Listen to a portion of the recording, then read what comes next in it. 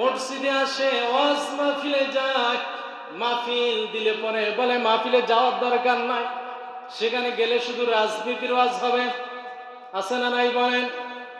সেখানে গেলে শুধু জামাত ইসলামের কথা হবে। আসলে জামাত ইসলাম বলতে কোনো কথা নাই, আমলিগ বলতে কোনো কথা নাই, বিএনপি বলতে কোনো কথা নাই।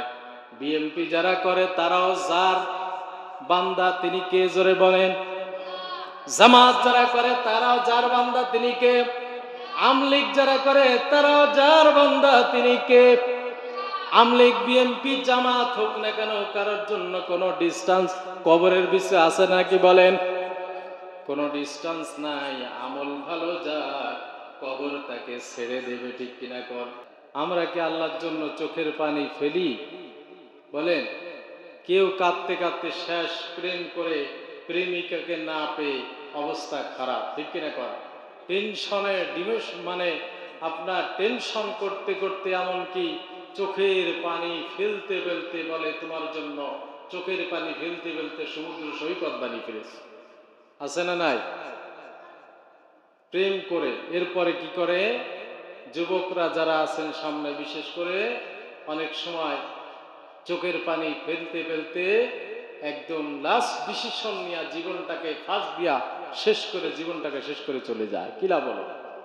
তার মানে তার জীবনটাই একটা মেয়ের প্রেমের পিছনে শেষ করে দিয়েছে। আছে না নাই? একটা ছেলেকে সে একজন বৃদ্ধা বাবা প্রতিষ্ঠিত করতে যে তার সারা জীবনের সমস্ত পরিশ্রম, সমস্ত অর্জন, সবকিছু শেষ করে ফেলেছে। আল্লাহর কাছে কখন কাঁদবে সময় নাই। ছেলেকে সারা জীবন আপনার ছেলেকে প্রতিষ্ঠিত করতে পারলাম না, এই চিন্তায় চোখের পানি ফেলে। আছে না নাই বলে? একজন স্টুডেন্ট সে প্রতিষ্ঠিত হওয়ার জন্য চোখের পানি ফেল করেছে তাই, কিন্তু সে একবারও চিন্তা করে না যে সারা জীবন যেখানে শুরু আছে সেই জায়গায় যাওয়ার পরে সেখানকার জন্য আমি এক ফোঁটা চোখের পানি আল্লাহ তাআলার দরবারে পৌঁছাতে পারলাম। হতভাগা আমরা কি?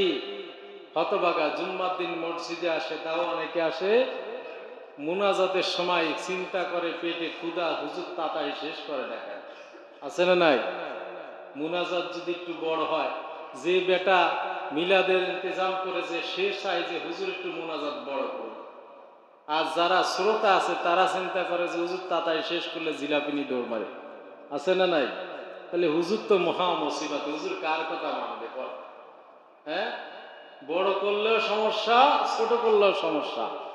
কিন্তু আসলে এখানে যারা শ্রোতা আছে, যারা মুনাজাত করেছে, তাদের টেন্ডেন্সি এই হতে হবে যে আমি আল্লাহ তাআলার দরবারে দাঁড়িয়ে গেছি, আল্লাহর কাছে প্রার্থনা করছি, আমার জীবনের এটা শেষ মুনাজাত হতে পারে, ঠিক কিনা বলো?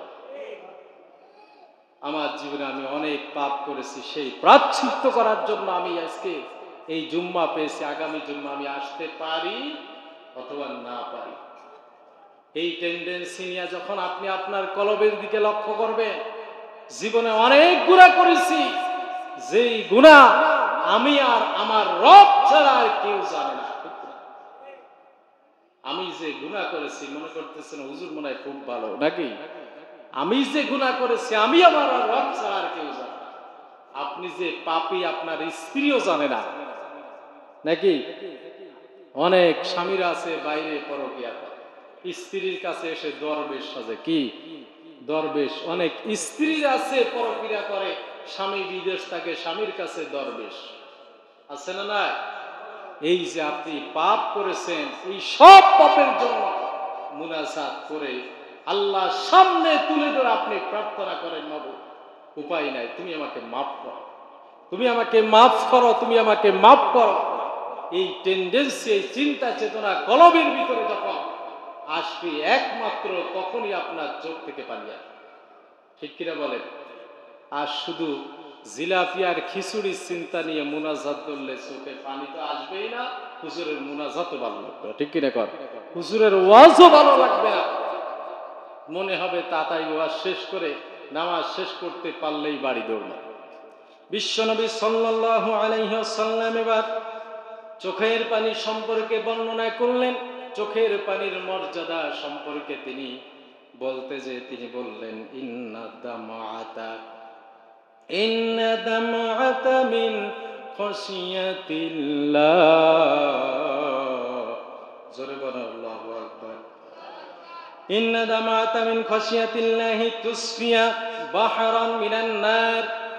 বিশ্বনবী বলেন, আল্লাহর ভয়ে পড়ে যদি কেউ এক ফোঁটা চোখের পানি বের করে, ওই এক ফোঁটা চোখের পানির মর্যাদা আল্লাহ তাআলার কাছে এত বেশি যে বাহরান মিনান নার, অর্থাৎ আপনার জাহান্নাম মিনান নার মানে হলো আগুন।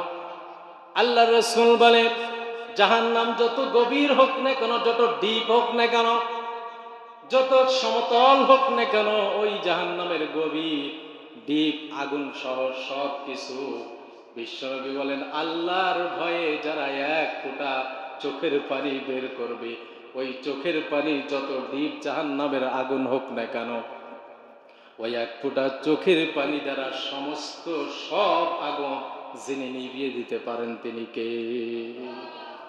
আল্লাহর হাবিব সাল্লাল্লাহু আলাইহি ওয়াসাল্লাম বললেন, এজন্য কার ভয়ে চোখের পানি বের করা লাগবে? জোরে বলেন। একমাত্র কেবলমাত্র যার ভয় অন্তর থাকলে পরে, যিনি আমাদের সমস্ত জীবনের গুনাহ খাতা মাফ করে যিনি জান্নাতের মেহমান বানাতে পারেন তিনি কে? আল্লাহ রাব্বুল আলামিন এবার আসেন সুন্দরভাবে 17 নম্বর সূরাতুল আল ইসরা নাযিল করলেন। এই ইসরার 19 নম্বর 109 নম্বর আয়াতের ভিতরে আল্লাহ পাক রব্বুল আলামিন সুন্দরভাবে বললেন, ওয়া ইয়াহিল্লুনা লিল আযকানি ইয়াবকুনা ওয়া ইয়াজিদুহুম খুশুআ। আল্লাহ রাব্বুল আলামিন বলে, তারা যখন তাদের সামনে সিজদায়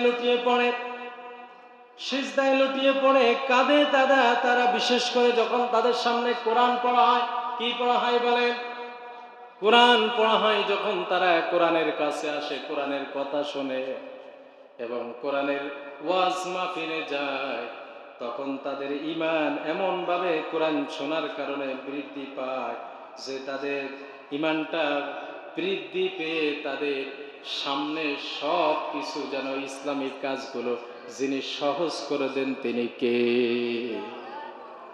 যেই বেটা কোরআন শুনলে পরে অন্তর গলে না, আসে না নাই? আমার লোক মসজিদে আসে, ওয়াজ মাহফিলে যায়, মাহফিল দিলে পরে বলে মাহফিলে যাওয়ার দরকার নাই, সেখানে গেলে শুধু রাজনীতির ওয়াজ হবে, আসে না নাই বলেন? সেখানে গেলে শুধু জামাত ইসলামের কথা হবে। আসলে জামাত ইসলাম বলতে কোনো কথা নাই, আমলিগ বলতে কোনো কথা নাই, বিএমপি বলতে কোনো কথা নাই। বিএমপি যারা করে তারাও যার বান্দা তিনি কে? জোরে বলেন। জামাত যারা করে তারাও যার বান্দা তিনি কে? আমলিগ যারা করে তারাও যার বান্দা তিনি কে? আমলিগ বিএমপি জামাত হোক না কেন, কারোর জন্য কোনো ডিস্টেন্স কবরের বিষয়ে আছে নাকি বলেন? কোনো ডিস্টেন্স নাই। আমল ভালো যার, কবর তাকে ছেড়ে দেবে, ঠিক কিনা কর? কিন্তু আমল আগা থেকে নিচ পর্যন্ত সব জায়গায় আল্লাহ আল্লাহর রাসূলের অনুসারে না হলে যিনি কবুল করবেন না তিনি কে? আল্লাহর হাবিব সাল্লাল্লাহু আলাইহি ওয়াসাল্লামের জন্য সুন্দরভাবে বললেন চোখের পানি ফেলতে হবে। কার জন্য? জোরে বলেন। আল্লাহর জন্য। এরপরে আল্লাহ রাব্বুল আলামিন আয়াতের ভিতরে বললেন, লিতুসফা আলাইহিম আয়াতুন রহমানি খররু সুজদান ওয়া বুকিয়া। আল্লাহ বলেন, যখন তাদের কাছে দয়াময় আল্লাহ তাআলা কোরআন পাঠ করা হয়, তারা তখন সিজদায় অবনত হয়ে যায়। কিসে? এবং সিজদায় অবনত হয়ে তাদের চোখের পানি তারা শেষ বের করে দেয়। তাদের হৃদয়টা সমস্ত অন্যায় অত্যাচার, সমস্ত অহংকার থেকে তারা কি হয়?